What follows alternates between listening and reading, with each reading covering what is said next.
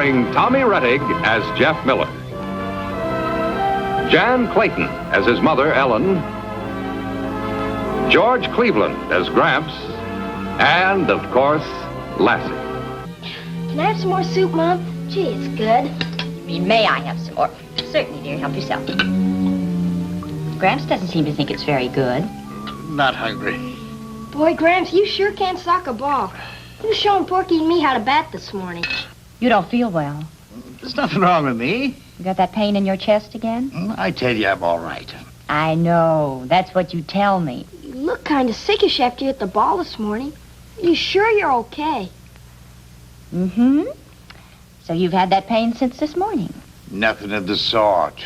How many times have I asked you to remember that you are not 10 years old? Playing baseball. Wasn't playing baseball, just swung the bat a couple of times. What's wrong with that? The way you feel should tell you. A man of your age just can't and shouldn't try to do the things that a youngster does. Oh, you're making a forest out of a sapling. All right. You feel fine, but please now do me a favor and go to bed right now. Just try to pretend that you're tired and need some rest. All right. I'll go to bed just so you'll stop nagging me about being sick. Why, I never had a sick day in my life. Well, I mean, almost never. That's better. I'll bring you some warm milk. Oh. Mom, do you think Gramps is really sick? Jeff, dear, do you remember asking me to buy you some new fishing line? Well, the old line was all right, but it'd been used a long time and just might not have stood up under extra strain. Well, Gramps has used his body muscles a long time, and they're still all right, too, but, unless he, puts too much strain on them, and then they kind of protest. Do you understand? I guess so. Now, we both know that Gramps has a young spirit and an old body, and it's up to us to see to it that he doesn't forget and kick up his heels too much. Oh, I know what you mean, Mom. Good. Now, do you think you could force yourself to eat some cherry pie? One piece or the whole pie? One piece, mister. After you finish your soup and your salad. I'll go warm Gramps' milk for him.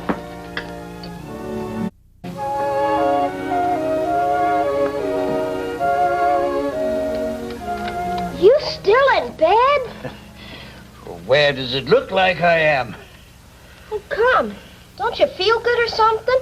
Look, can't a man sleep a little late in the morning without everybody thinking he's sick? I never knew you to stay in bed this late. Well, there's always got to be a first time. Mom's got breakfast already. Me and Lassie have been looking all over for you. Well, you tell her I'll be right down. Just get my clothes on. Look, Gramps, if you don't feel too good or something, Mom will bring you breakfast in bed like she does with me when I'm sick. You think I'm an invalid? Why, I ain't even sick. Just felt a little tired this morning, that's all. What's wrong with that? Nothing. I just thought that... Well, don't thought. Breakfast in bed. Go on now. I'll be right down. Gramps is in bed. In bed? He's dressed and he'll be right down. Well, is he all right? He says he is. Why should he be especially tired this morning? He went to bed early last night.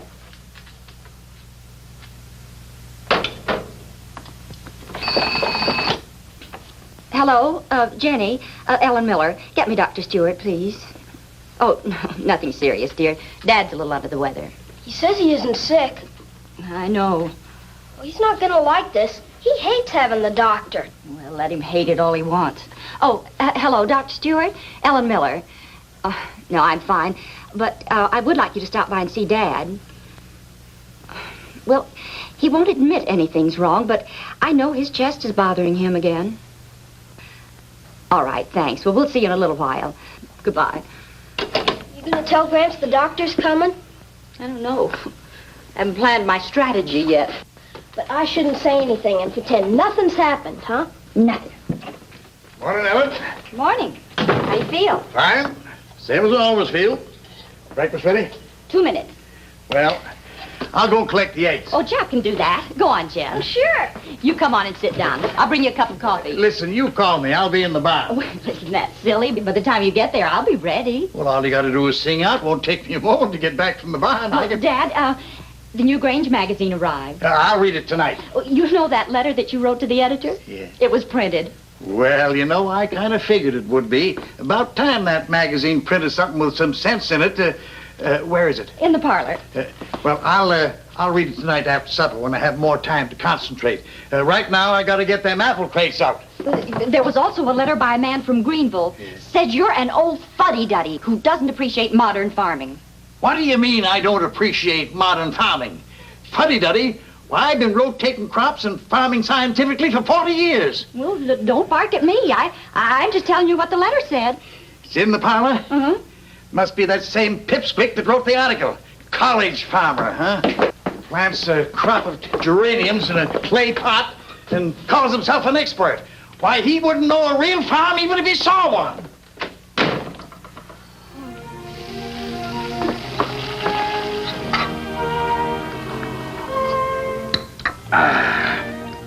Feel better. Nothing like a good breakfast to set a man up. More toast? No, I got to get busy with them apple crates. Oh, did Jeff can do it? Sure.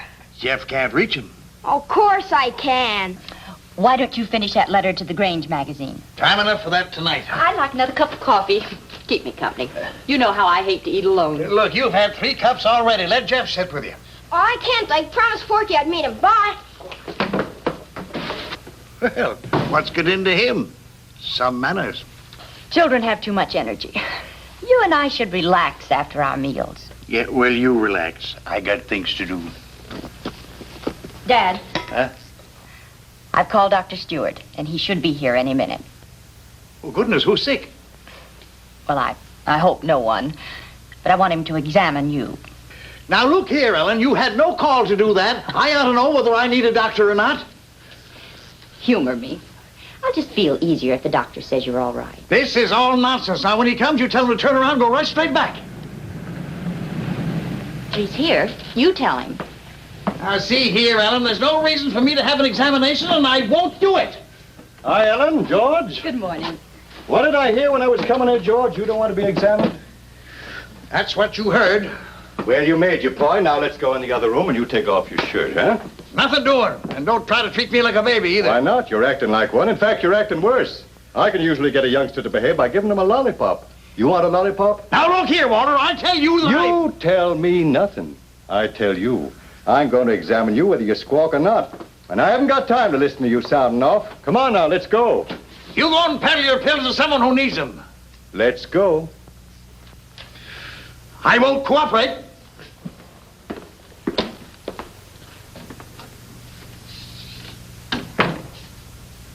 All right, quietly. What'd you say you call that gadget? Electrocardiogram. What's it supposed to do? Diagnostic aid. How does it work?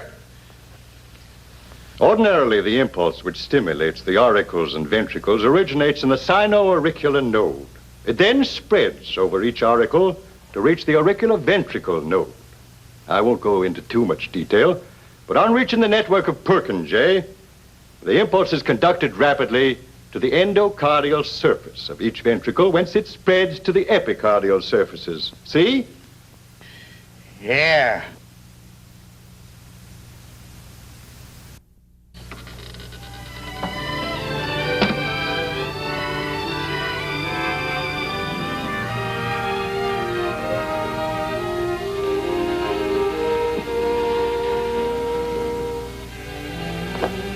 Come on now.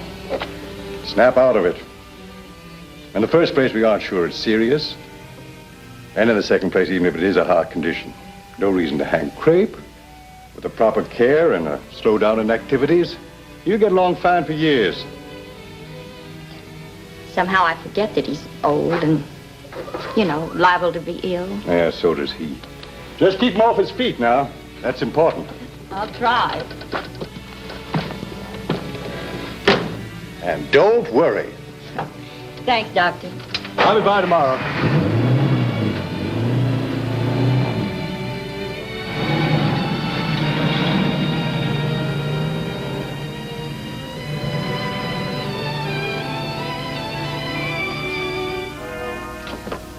you doing up? Now, look here, Ellen. Look here, nothing. You get back to bed right now. Well, I